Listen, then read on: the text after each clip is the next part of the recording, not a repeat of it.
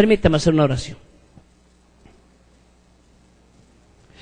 Mi amado Dios y Padre Celestial, en esta mañana, Señor, yo quiero pedirte que tú nos des la capacidad de la síntesis, la claridad, oh Dios, de la palabra, para trazar, oh Dios, lo que tú has puesto en el corazón, y conforme a tu palabra, Señor, venga a nuestro espíritu una convicción de ser mejores, una convicción de agradarte, una convicción, Señor, de caminar cada día mejor, y que el día de hoy sea mejor que el del ayer, y el de ayer, Señor, mejor que antier, y el de mañana mejor que el de hoy. También quiero pedirte, mi Padre, que nos dejes un espíritu tan claro, Dios, que nos permita entender todo lo que en esta mañana podamos compartir. En el nombre de Jesús. Amén. Amén. En días atrás, compartí una enseñanza durante 2 meses casi sobre las diferentes fiestas del Señor. Y hay una de ellas que para mí sigue siendo una que es vital. Y le he puesto esta mañana la enseñanza, el reloj profético de Dios. Y el reloj profético de Dios está establecido como una, o como un algo, o como una situación, o como un evento que tarde o temprano tendrá que cumplirse. Le invito por favor a que me acompañe a 2 textos bíblicos. Gálatas capítulo 4, verso 4. Búsquenlo en su Biblia. Son los textos que usted tiene que tener siempre marcados. Una Biblia que usted no marque es una Biblia que a usted en un momento dado no le va a hacer recordar algo. Su Biblia debe de tener allí marcas específicas y especiales. Este es uno de los textos bíblicos que uno debería siempre tener clarito y muy presente. Gálatas capítulo 4, verso 4. Gálatas está en el Nuevo Testamento. 4:4 dice: pero cuando vino el cumplimiento del tiempo, Dios envió a su Hijo nacido de mujer y nacido bajo la ley. Es decir, cuando llegó el momento preciso, cuando se cumplió un algo especial, cuando se juntaron todos los eventos necesarios, se envió entonces a Jesús. Cuando había una mujer virgen, pero santa, cuando había una mujer virgen, santa y descendiente de una tribu específica, entonces el Señor dice, este es el instante para que nazca Jesús. Pudo haber llegado el día, pero si no había una virgen y que no fuera santa, Jesús no hubiese venido. Pudo haber venido y habido 100 vírgenes y todas santas, pero no era de una tribu específica, entonces Jesús no hubiera venido. Pero cuando se conjugaron los elementos y llegó el tiempo de Dios, Jesús vino. Esto nos enseña que hay momentos específicos para el tiempo y el tiempo de Dios para nosotros. Otro texto. Hechos 2:1. Porque tampoco pasa desapercibido este momento tan glorioso. Hechos capítulo 2, verso 1. Los judíos han estado celebrando diferentes fiestas. Han celebrado la Pascua, han celebrado los frutos nuevos, han celebrado los panes sin levadura. Y en el último día de los panes sin levadura, comenzaron a contar los días. La primera semana, un sábado de reposo absoluto. Otra semana, reposo absoluto el sábado. Una tercera, una cuarta, una sexta, una séptima. Y cuando se cumplió la séptima semana, el séptimo día de ayuno completo, aparece el día número 50. Es el día exacto. En ese día exacto dice: entonces, cuando llegó el día de Pentecostés, es decir, cuando se cumplieron las semanas de ayuno y las semanas de celebración por lo que era Pascua, panes sin levadura y los primeros frutos, entonces llega la fecha exacta. Ahí, en ese momento, en la fecha exacta, es que aparece algo extraordinario. Cuando llegue el día, o cuando llegó el día de Pentecostés, entonces dice, estaban todos unánimes juntos, seguimos.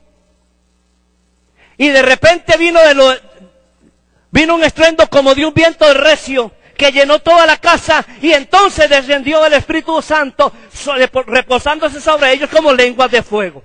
Es decir, había algo establecido claro. No podía ser en medio de la fiesta de la Pascua, no podía ser en medio de la fiesta de los tabernáculos, no podía ser antes de la fiesta X, sino que tenía que cumplirse el día 50. Porque cuando Dios hace las cosas, las hace bien. Quiero que usted vea conmigo y con calma en el libro de Pedro. Es el final de la historia de la iglesia que ha nacido. Se está escribiendo el Nuevo Testamento allá en la segunda carta de Pedro. Y ahí yo quiero que usted se detenga conmigo para ver una verdad extraordinaria. Es el filo del Nuevo Testamento. Pedro ha llevado adelante algunas funciones específicas, pero en la segunda de Pedro, capítulo 3, el verso 8 hasta el verso 13, lo voy a leer de seguido.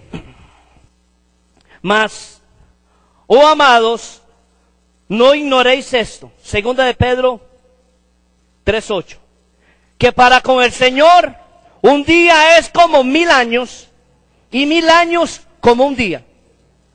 Me detengo allí. No ignoren esto, dice Pedro. No lo dejen de lado. No lo olviden. No lo pongan en el cajón de los recuerdos únicamente. Sino que dice, tengan presente que para Dios, Él mide las cosas de una manera tan exacta que para Él, un día simbolizaría para los humanos 1000 años. Y 2 días de Dios serían entonces 2000 años. Así que los días del Señor se miden por la cantidad de miles de años que tenemos nosotros. Pedro sigue escribiendo. Esa es una tabla como Dios mide las cosas. Por eso cuando usted, después de 3 días de oración y de clamar a Dios, usted dice, Señor, tengo 15 días de orar. Para Dios 15 días realmente no es gran cosa. Porque si uno de los días de Dios son 1000 de los nuestros, ¿cuántos serían? 15 días. No retarda su promesa, según algunos la tienen por tardanza, sino que es paciente para con nosotros, no queriendo que ninguno perezca, sino que todos procedan al arrepentimiento. Pero el día del Señor vendrá, y vendrá, dice, como ladrón en la noche. No dice que vendrá de noche. Es una aclaración que tengo que hacerlo. Algunos esperan al Señor en la noche. Puede ser que el Señor venga de madrugada, o pueda venir de la tarde, o pueda venir al amanecer, o puede venir de noche. Porque no, Él dice, en ese verso que estoy leyendo, que vendrá como ladrón en la noche, en el cual los cielos pasarán con gran estruendo, y los elementos ardiendo serán deshechos. Mire, esta no es la película de la Guerra de las Galaxias, ni es la de Armagedón, ni siquiera es alguna otra película que usted esté pensando. No, esto es lo que la Escritura dice. Y si usted le cree a Dios, eso tendrá que pasar. Y como está escrito, y no es ficticio, ni es invención, y ni siquiera Pedro está pensando en hacernos un lenguaje florido para que entendamos. Juan, en el Apocalipsis, narra las cosas tal cual se las dice el Espíritu, y Pedro, años antes, está haciendo lo mismo.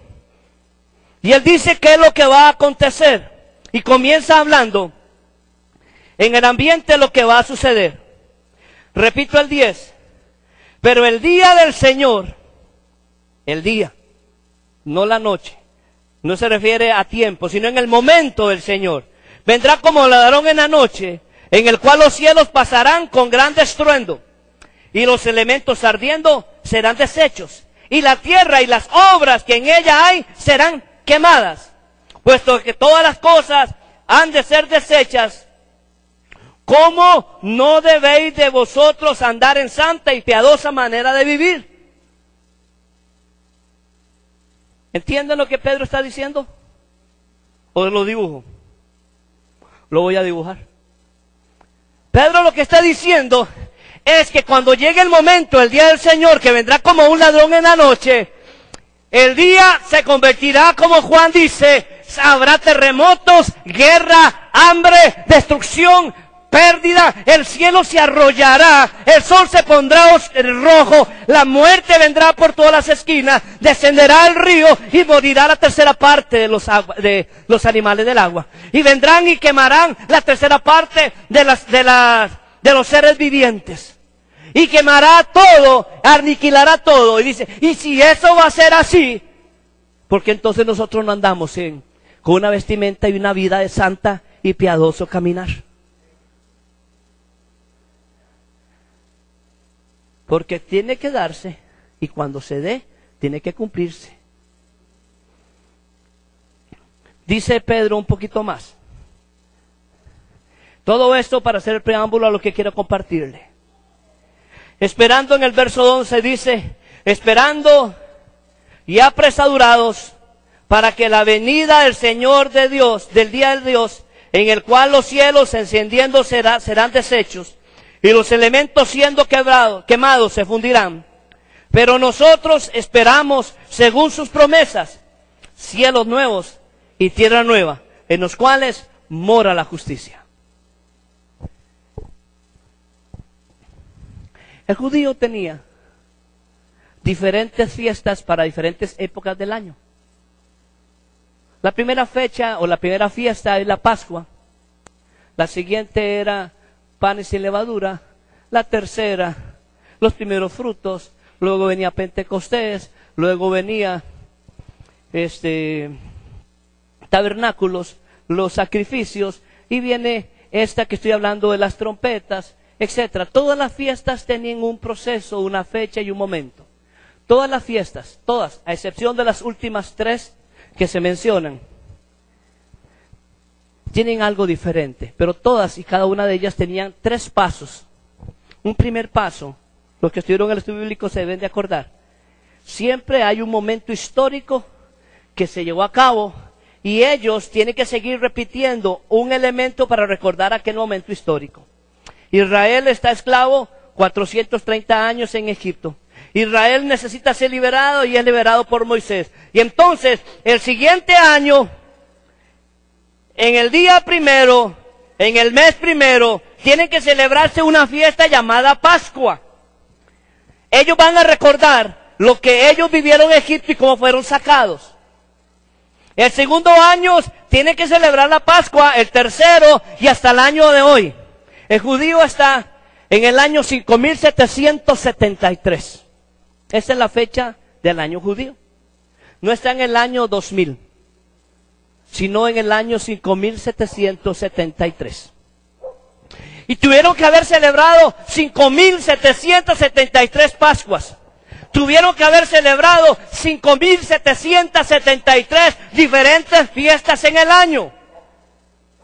Y entonces, todas esas veces que celebraban la Pascua, ellos iban a recordar su momento de Egipto, su salida de Egipto y la salida apresurada de Egipto y la entrada a la tierra prometida.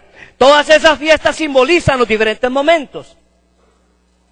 Hay un hecho histórico que celebrar, hay un cumplimiento, que es la segunda etapa de toda fiesta judía. Para ellos no, para la iglesia. Tiene que cumplirse ese momento histórico o ese momento profético. Y luego tiene que haber una tercera etapa que es un cumplimiento para mí o para usted. Es decir, igual que hay un principio histórico, hay un cumplimiento profético para la iglesia y hay un cumplimiento profético personal. Entonces, yo espero que usted no se me pierda. Eso me llamó 2 meses para explicarlo. Por eso tengo que hacerlo muy condensado. Estas fiestas, todas tenían una razón de ser. Cuando están ellos allí, Dios les dice, tienen que coger un cordero en el día 10 del primer mes. Luego, revisarlo, chequearlo, analizarlo, y en el día 14 lo van a comer. Tiene que ser un cordero sin mancha, no quebrado, no con uñas, pezuña fea, no con piel dañada, ningún efecto. Hermano, tenía que tener ninguna mancha, tenía que ser blanquito. Después de que era escogido, durante 4 días lo chequeaban. Al decir 14, el día 14 o el día 4 de haber escogido, tenía que sacrificarlo. Tenía que tener un tamaño suficientemente grande para que lo comieran todos en la casa y no sobrara. Pero si tenían un corderito y era muy grande, y en la casa eran solamente Ana, Brenes y Randall, un cordero era demasiado. Si para nosotros un pollo con medio comemos, el otro medio no se come. Ahora imagínense un cordero. Entonces teníamos que salir y buscar a Rosita, perdón. Porque Rosita y nosotros ya haríamos un poquito, y de repente si es muy poco, entonces tenemos que irnos de Victoria y traer sus nietos. Para que entonces entre todos pudiéramos comernos aquel cordero. Y ese cordero se tenía que comer de una manera. Dice la Biblia que deben comérselo poniéndose los zapatos, amarrándose a su espalda las masas de harina, poniendo todas las cosas en sus hombros y comerse aquel cordero en el día 14, después de que un acto profético sucediera. El ángel vendría, descendería a la ciudad, mataría todo primogénito de hombre, de animal, de extranjero y de Egipto, desde el emperador hasta el último de los esclavos. Pero solamente quien cogiera sangre de ese cordero que estaba listo para comerse, untara en la parte de arriba y en los lados de la puerta una señal de que ahí una familia estaba comiendo un cordero, estaba preparada para salir y había untado con un hisopo las paredes o las partes principales de su casa. Y entonces el ángel de la muerte, cuando venía sobre ese lugar, decía: esta no la puedo tocar, y pasaba. Y se iba una segunda, una tercera, a la que fuera. Y toda puerta que no tuviera señal de sangre de un cordero, morían. Entonces de repente moría el primogénito del ganado, el primogénito de los hijos de la casa, el primogénito. Y primogénito no significa que era soltero. No, puede ser que el abuelito que vivía en la casa era el primero y moría el abuelito. Pero en la casa también habían 3 hijos y moría el primero de esos 3 hijos. Y había 5 nietos, el primero de esos 5 nietos. Y todo primogénito moría. Es decir, que hubo casas donde hubo más de un muerto. No hubo tiempo para enterrarlo, no hubo tiempo de nada. Y dice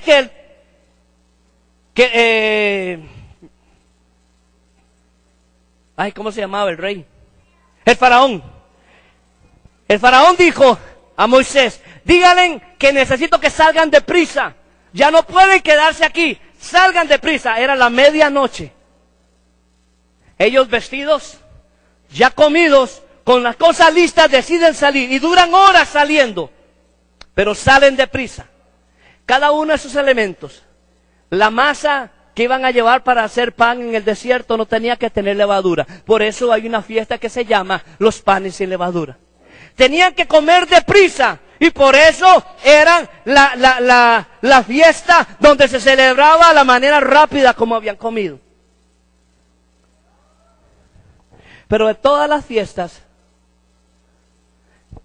que tuvo un momento histórico, tuvo un cumplimiento profético y tiene un cumplimiento personal, la que yo les estoy hablando, que la fiesta de las trompetas no tuvo nada más que un momento histórico, pero no hubo un cumplimiento profético. Lo que significa que si en el reloj de Dios han sido establecidas muchas cosas y cada una de esas fiestas se fueron cumpliendo, esta, la de las trompetas, tendrá que cumplirse en un futuro.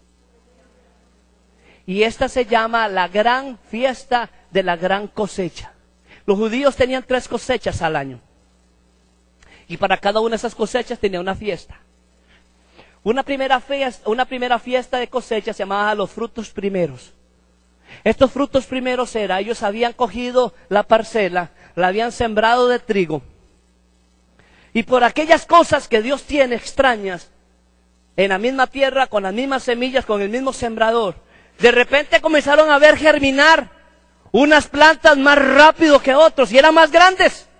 Y uno dice: qué raro, así sucede en las casas también. Hay algunos que salimos chiquitillos y otros salen muy grandes. Y todos somos del mismo mamá, del mismo papá. Yo no sé si mi papá fue que en una época era más fuerte y en otra época menos fuerte. Pero yo salí chiquitillo y mi hermano Hugo muy grande. Lo que yo sí sé es que cuando el judío, después de unos días, de unas semanas de haber sembrado y veía unas espigas salir, dice que era necesario que él fuera y cogiera esos primeros frutos, los arrancara, los uniera y los llevara al sacerdote y celebraban la fiesta de los primeros frutos y las mecían. Y el sacerdote la tomaba como una ofrenda para Dios. Pasaban unas semanas, las demás plantas comenzaban a levantar hasta que estaba lista la cosecha. Era el final de la primavera, el mes de julio. Habían sembrado en el mes de abril, era ahora el mes de junio, y comenzaban a ver los frutos para coger, y recogían todo. Pero todavía no era el momento de la última gran cosecha. Esa segunda cosecha la llevaban al templo, llevaban su ofrenda, vendían y negociaban y hacían de aquello un día festivo. Pero había una tercera que se hacía en los cerquitas entre septiembre nuestro y octubre nuestro. En estos 2 meses cercanos a nosotros salía una cosecha increíble, una gran cosecha, una gran bendición, una gran recolecta, una gran, pero gran bendición para la nación de Israel. ¿Y sabe por qué venía? Porque habían sido justos a la hora de glorificar a Dios en los frutos nuevos y en la cosecha mediana. Y por eso venía una fecha y un momento y una cosecha grande. Si hubiesen sido agarrados, tacaños, con la primera, la segunda no se les da y mucho menos la tercera. Pero como fueron fieles en la 1, fueron muy fieles en la 2, la tercera se daba una gran cosecha. Esa gran cosecha es cuando nosotros escuchemos oír, porque como no se ha cumplido, y no se ha cumplido por lo siguiente, porque la última fiesta que se cumplió fue la fiesta de Pentecostés, que es la fiesta donde se dio cumplimiento profético el Espíritu Santo. Después de todo el Nuevo Testamento no hay un cumplimiento, ni en la historia de la humanidad ha habido un cumplimiento exacto de ese último momento de la gran cosecha. Esa gran cosecha se anuncia por una trompeta, y cuando esa trompeta sea dada, sea anunciada, algo va a acontecer en el ambiente. Pero millones vendrán buscando una respuesta en Dios. Millones tocarán la puerta en la madrugada diciendo: pastor, ábranos. Pero si el culto es hasta las 10, no importa. Pero aquí estamos ya desde las 5 porque queremos entrar. Esa gran cosecha está para cumplirse y se llama la fiesta de las trompetas. Esa no se ha cumplido. Por lo cual usted y yo debemos estar listos y apercibidos para ese momento. ¿Quién quita? Y déjeme compartirle por qué digo el quién quita. Les dije que en Pedro decía que así como para el Señor es un día, para nosotros serán 1000 años. La Biblia me dice que Dios creó el mundo en 6 días y el séptimo descansa, ¿cierto? 6 días y al número 7 Él descansa. ¿Ese es el sinónimo o esa es la comparación o esa es la sombra o el tipo de lo que va a acontecer? Déjeme contarle así. Y usted puede buscarlos en los calendarios. Entre la caída de Adán y Moisés hubo casi 2000 años. ¿Cuántos días serían de Dios? 2. Si son 2000 años nuestros, serían 2 días de Dios. Entre Moisés y el Nuevo Testamento con Jesús pasaron otros 2000 años. ¿Cuántos días del Señor se gastaron? 4. ¿Cuántos quedan? No, quedan 3. Son 7 los días. Entonces, entre Jesús en el Nuevo Testamento y hasta la nación de hoy, ¿qué fecha traía la nación de hoy? ¿Qué año estamos? 2000 años más. ¿Cuántos días han pasado? 6 días. Entre la creación y Moisés, entre Moisés, el Nuevo Testamento con Jesús, entre Jesús y nosotros han pasado los 6 días donde el Señor trabajó.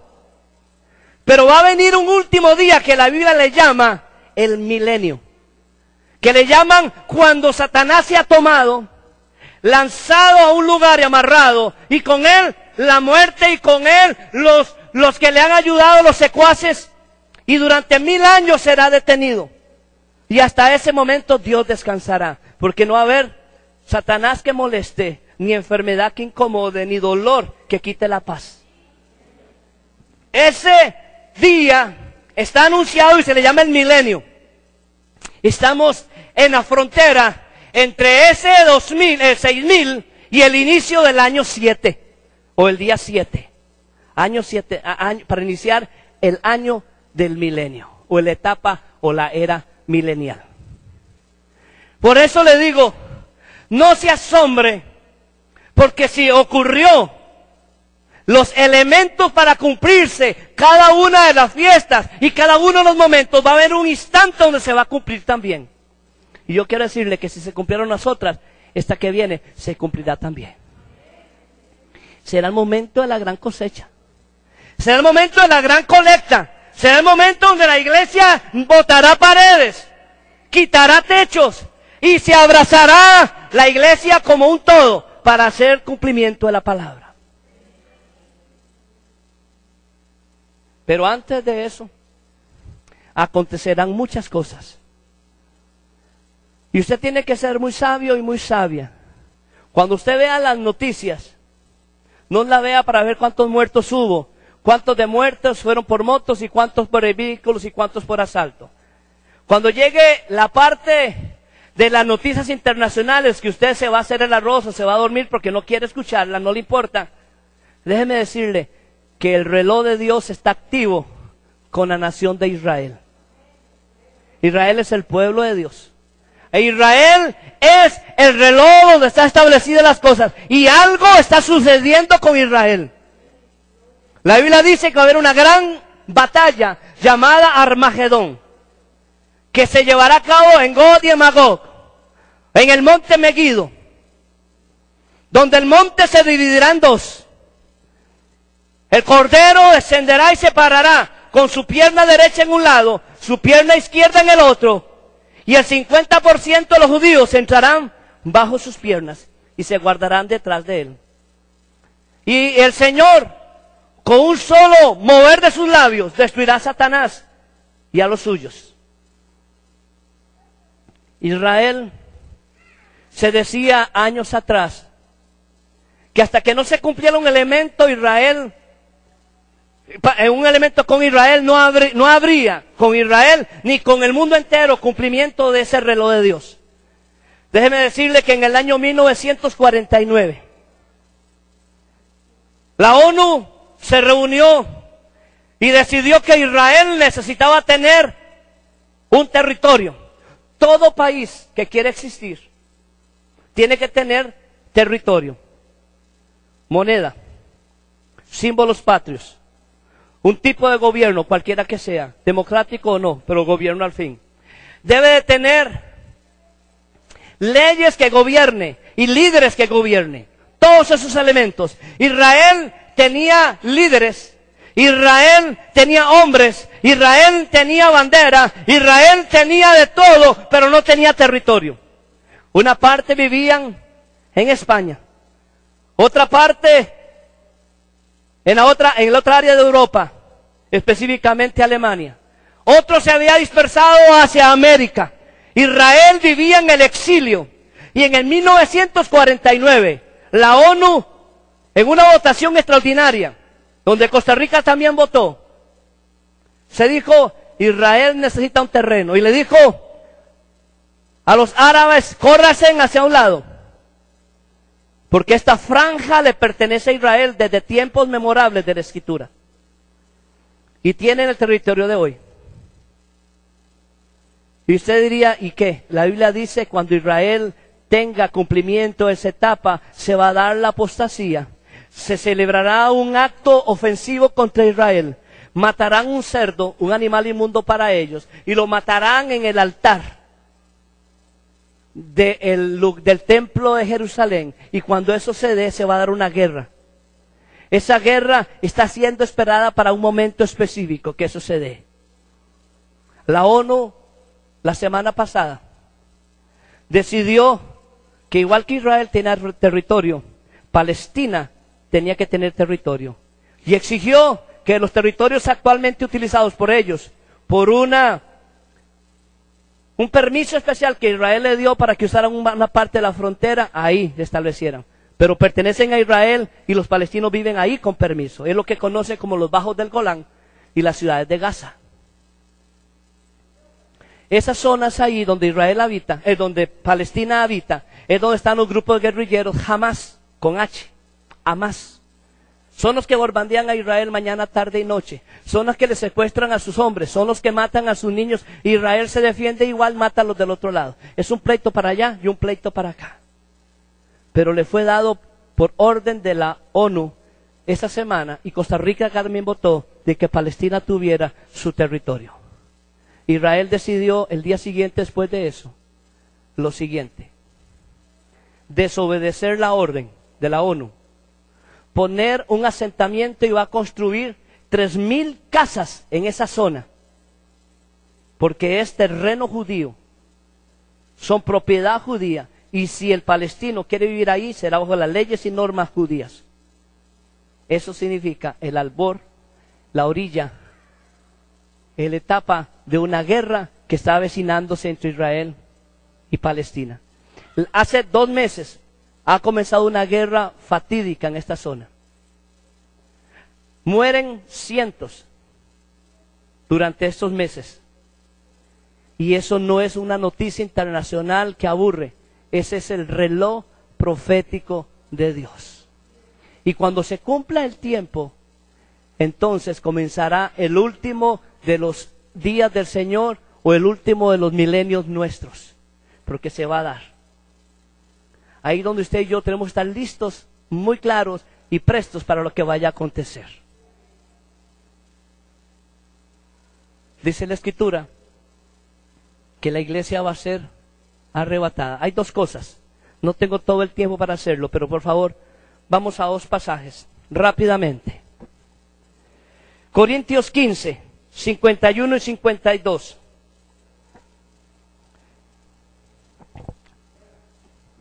Perdón, si antes de Corintios, antes de ese, Mateo 24, 30 y 31. Rápidamente. Vea, porque el que habló de ese momento es Jesús. Jesús, el capítulo 24, 25, 26 del libro de Mateo, habla de los días futuros y que algo va a acontecer de Mateo. Pero específicamente en Mateo 24, verso 30 y 31 dice: entonces aparecerá la señal del Hijo del Hombre en el cielo. Vea, Jesús es el que está diciéndoles lo de Mateo 24, 25, 26. Y Jesús está en la tierra con ellos, les está hablando y dice de una forma profética lo que va a acontecer. Y él mismo les dice en el verso 30: aparecerá la señal del Hijo del Hombre en el cielo. ¿Cuál será esa señal? Es lo que uno debería preguntarse. ¿Qué es lo que va a aparecer en los cielos que va a anunciar algo? Dice: entonces lamentarán todas las tribus de la tierra y verán al Hijo del Hombre viniendo sobre las nubes del cielo con poder, gran gloria, y enviará a sus ángeles con gran voz de trompeta, y juntarán a sus escogidos de los 4 vientos, desde un extremo del cielo hasta otro. Va a haber un momento donde la voz de la trompeta se escuchará, y los escogidos serán tomados del sur, del este, del norte y del oeste. Va a acontecer, porque si lo demás sucedió, esto también tendrá que darse. Ahora sí, Primera de Corintios, Glencito, capítulo 15. Primera de Corintios 15. verso 51 y verso 52. Pablo le habla a la iglesia, les cuenta un secreto. Pablo es aquel hombre que dijo él, hubo un hombre hace 14 años, no sé si en cuerpo, no sé si en espíritu, pero que subió al tercer cielo. El tercer cielo, según la Escritura, ese es el lugar donde Dios habita. El primer cielo es esa parte de nubes que usted y yo conocemos. El segundo es esa parte donde están los astros, sol, luna, estrellas y oscuro que usted ve de noche. Y uno que está superior a ese, donde está Dios. Dice que Pablo recibió un permiso de subir hasta el tercer cielo. Y él dice, no sé si en el cuerpo, no sé si en visión o el espíritu. Lo que yo sí sé es que este hombre vio cosas, las cuales no se le permitió compartir. Yo no sé qué vio Pablo, pero Dios no le permitió declarar ninguna de ellas hasta ciertos momentos. Por eso el libro de sus cartas en el Nuevo Testamento uno dice, pero Pablo, esa revelación que tenía es porque él tuvo un entrenamiento especial. Ahora vea lo que dice este pasaje de Corintios 15, 51.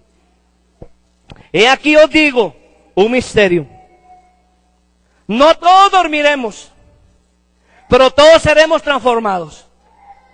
En un momento, en un abrir y cerrar de ojos, al final de la trompeta, porque se tocará la trompeta, y los muertos serán resucitados, incorruptibles, y nosotros seremos transformados. Cuando suene la trompeta, porque Pablo dice, porque se va a sonar, la trompeta va a sonar. Jesús dijo, y los ángeles vendrán, y el Hijo del Hombre vendrá, y se escuchará la voz como de trompeta, le será la señal de la venida del Señor, y tomará los escogidos del sur, los escogidos del norte, los del oeste y los del este. Ahora quiero que ustedes vean rápidamente Tesalonicenses. Me quedan 5 minutos nada más, le voy a cachar de su tiempo. Primera Tesalonicenses 4:16. Primera Tesalonicenses 4:16. Porque el Señor mismo, con voz de mando, con voz de arcángel y con trompeta de Dios, descenderá del cielo, y los muertos en Cristo resucitarán primero. Luego nosotros, los que vivimos, los que hayamos quedado, seremos arrebatados, y juntamente con ellos en las nubes, para recibir al Señor en el aire, y así estaremos siempre con el Señor. ¿Qué quiero decirle con esto? Es que tanto el de Corintios, Tesalonicenses y el de Mateo están hablando del mismo evento. Y ese evento tendrá que cumplirse, aunque usted no lo crea. Porque no depende de que usted crea. Es que cuando el reloj de Dios se vaya dándose, se tendrá que cumplir. Le dijo a aquellas mujeres a las 10, 5 insensatas y 5 prudentes. Es una historia que él cuenta.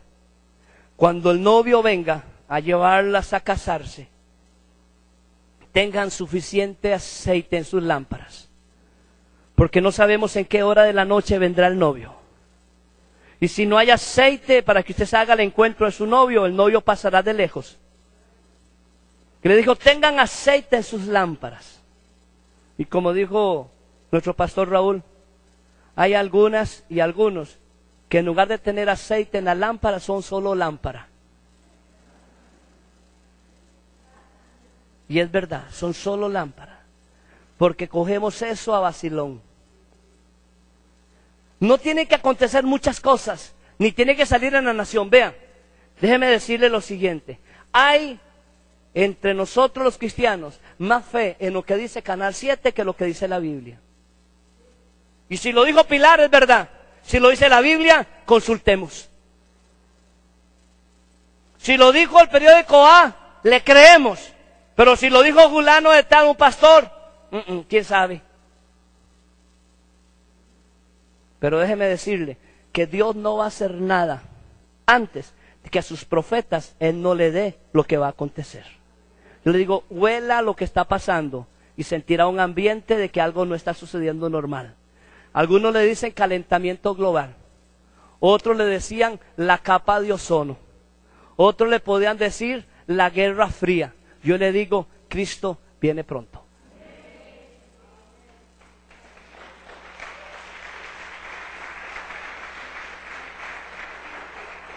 Y se irán acomodando las cosas. Entre la fiesta de Pentecostés, que era en el mes de junio, hasta la fiesta de las trompetas, que era al final de septiembre y octubre. Para el término humano pasa muchos días. Para el término humano es mucha distancia entre una fiesta y la siguiente. Así hemos creído de que hay mucho tiempo. Pero como hubo Pascua y hubo Pentecostés, tendrá que haber trompetas también. Y no es que sea tardanza, sino lo que Dios está dando tiempo para que todos procedan al arrepentimiento. Pero aún el Señor descendiendo, aún el Señor haciendo los milagros y manifestándose con poder, aún Satanás siendo amarrado, muchos no le creerán. Muchos le rechazarán, muchos le verán y ni siquiera le darán pelota. Pero eso es para el que no conoce. Pero usted y yo debemos de vivir el día como si hoy viniese. Yo no garantizo, déjeme decirle con honestidad, no garantizo que eso vaya a pasar dentro de mucho tiempo. Pero no puedo garantizar de que falte mucho tiempo. Yo vivo con expectativa de que el Señor viene hoy, yo tengo que estar listo hoy. Le voy a esta figura que Dios me permitió conocer para explicarle. Va a haber un momento donde la iglesia tendrá que tener la autoridad para hacer las cosas. Es lo que dice el libro de Marcos. Los que vengan después de mí, dice el Señor, harán estas señales, levantarán muertos, pisarán serpientes, harán obras portentosas como Él las ha hecho. Es lo que dice, todos los que sigan y me sigan, es lo que dice el libro de Marcos. Pero déjeme decirle que cuando un niño nace, lo primero que nace, si es un nacimiento natural, ¿qué es lo primero que sale del niño? ¿Quién es la cabeza? En la iglesia, ¿quién es la cabeza? Cristo. Cristo ya salió. Después de la cabeza, ¿qué sale? El cuerpo. Según la Biblia, ¿quién es el cuerpo? La iglesia. Y lo último que sale en el nacimiento son los pies, que es el que le va a dar estabilidad al niño, fortaleza al joven y fuerza al anciano, sus pies. Puede ser que usted no lo tenga presente, pero esa es la revelación más clara que tengo yo, de que la cabeza ya salió, el cuerpo ya estaba acá, los pies es la autoridad que Dios te ha dado. Quiero que usted lo vea conmigo, yo quiero concluir ahí esta mañana. No puedo avanzar más y nada hago con avanzar más. 1 Corintios 15, 23 primero.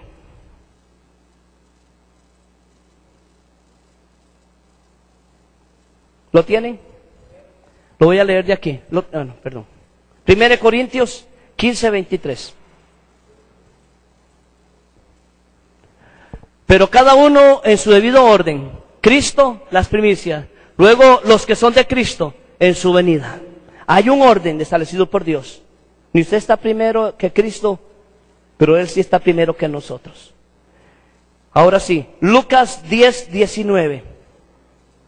Dos textos más, le voy a decir, este y otro más y concluyo. Lucas 19. Lucas 10, 19. Lo que usted escuche lo que estoy diciéndole.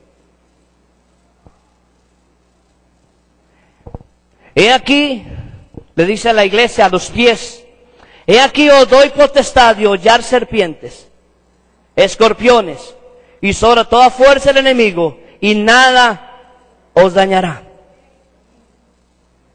Ahora váyase a Romanos 10, 16, 20. Romanos 16, 20.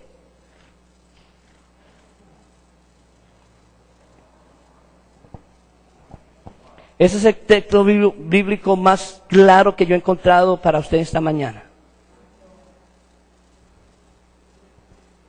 ¿Quiere leerlo en voz alta conmigo? ¿Lo que tiene en su Biblia o los que pueden leerlo al frente? A contar 3. ¿Listos? 1, 2, 3. Y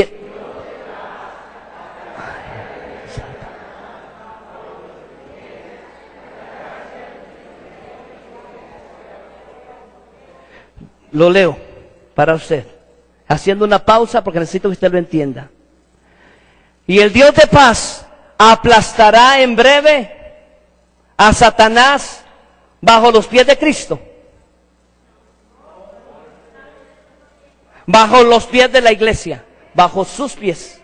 Por eso podremos aplastar serpientes y escorpiones, porque es el momento donde la iglesia tiene que ser fundamentada, establecida en el orden de Dios, primero Cristo, después de los que son de Cristo. Pero usted y yo tenemos la autoridad, no en el tiempo futuro, sino ya, porque la figura de la iglesia ya nació. Cristo es su cabeza, el cuerpo, y la iglesia es la que tiene que pararse, los que han recibido una revelación y saben de que se cumplirá lo que está anunciándose. Hoy yo quiero decirle, para que el Dios de paz aplaste, y para que la gracia de nuestro Señor Jesucristo sea con nosotros, la iglesia primero tiene que ponerse de pie y aplastar. Si no, no puede. Póngase de pie. Yo quiero orar por usted esta mañana.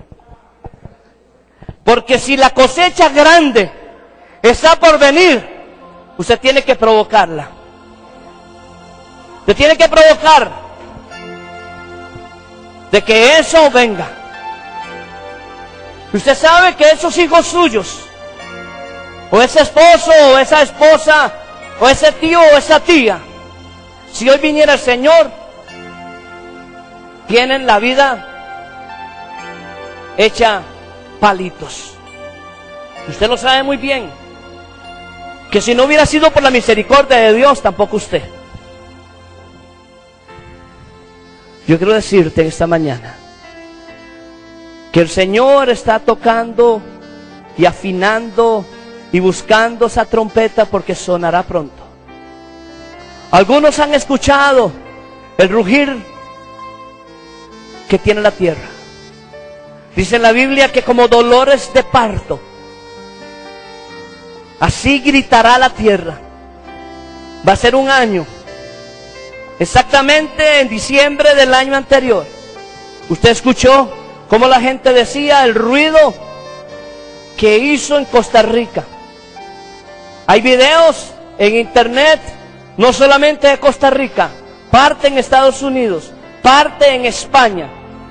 Ruidos que han sonado durante 5 o más minutos, y la gente no sabe de dónde suena. No es sirena, no es micrófono, no es amplificador humano, pero hay un sonido que está oyéndose en los confines de la tierra, que no saben. Han hecho estudios en una parte en Estados Unidos para averiguar por qué suena así. Y yo he recibido una convicción en mi espíritu hace días, que es aquel ensayo, aquel sonar del instrumento que hace el músico antes de comenzar la canción. Es cuando está sacando la trompeta, es cuando la suena y la pone a tono, para luego sonarla de manera poderosa. Todas las cosas están cuadrando para que sea así. Nicoya ha estado alerta por un gran terremoto, y la gente le ha dado mucha fama a un caballero de apellido Proti. Periódicos, noticieros, bulla va y bulla viene, porque él ha dicho un gran terremoto viene para Nicoya. Después de que el que ocurrió en meses atrás, le preguntaban, y él dijo no, solamente es una parte de lo grande que aún falta. Y siguió en la picota, en entrevistas, en las conferencias, en las cámaras, en las fotografías, en todo. Pero la Biblia dice que no será uno. La Biblia dice que vendrán terremotos. El sol caerá. La tierra se destruirá. Los animales que vivan acá quedarán abrazados por el fuego. La tercera parte de todo morirá. Pero en el momento en que el Hijo del Hombre muestre su señal en los cielos, suene la trompeta, Él arrebatará, convocará de los 4 puntos cardinales y llamará a su pueblo para decirle: ustedes no van a pasar por esto. Y entonces recogerá a su iglesia, a los que han vivido y trabajado por la obra, y seremos levantados. Y Pablo dijo: solamente hay un misterio,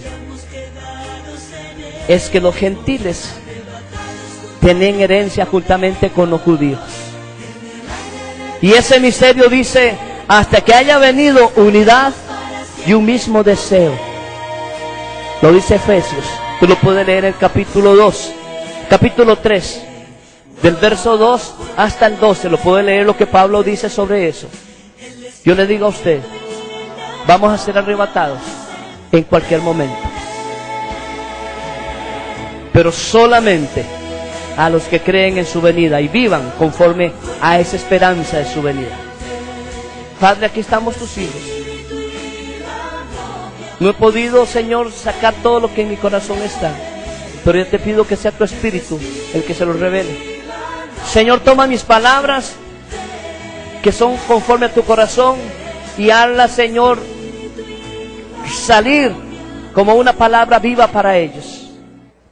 Y si en algo he dicho que no es apropiado, pues bórralo, quémalo y quítalo. Pero Padre, que tu Espíritu Santo inquiete a tus hijos, porque pronto, cuando suene la trompeta, serán llevados a la tierra prometida los que tengan su calzado puesto, los que tengan sobre sus hombros las cosas y están listos para correr, porque la sangre de un cordero para ellos fue suficiente, como para nosotros, Señor, en esa venida tuya. Padre, bendigo tu iglesia, la alerto en este momento como pastor, y nos ponemos, Señor, prestos para que tú hagas algo especial para nuestras vidas. Convicción de que tú vienes pronto. Convicción de que vienes pronto. Y no has tardado porque tienes pereza de venir, sino que has guardado tu venida para que más procedan al arrepentimiento. Pero cuando llegue el momento, sonará tu trompeta, recogerás a tus hijos y la tierra comenzará en su destrucción. Y luego, Señor, descenderemos con esa nueva Jerusalén a un cielo nuevo, a una tierra nueva. Padre, gracias te damos. Pido, mi Dios, que tú lleves a tus hijos con la convicción esa de que tú vienes pronto. Tú vienes pronto. Tú vienes pronto. Tú vienes pronto. Y tan pronto como dijo Pablo, cuando él creía que no iba a morir, sino que él iba a ser de los que iba a ser arrebatados. Padre, queremos estar listos para ese momento. Te pido que hagas esta oración conmigo. Repítela. Señor, no tengo toda la claridad, pero que vienes, vienes. Señor, no logro entender todas las cosas, pero no necesito entenderlas, necesito creerlas. Y sé, Señor, que si vinieras hoy, me gustaría irme contigo. Pero solamente los que hayan creído se irán contigo.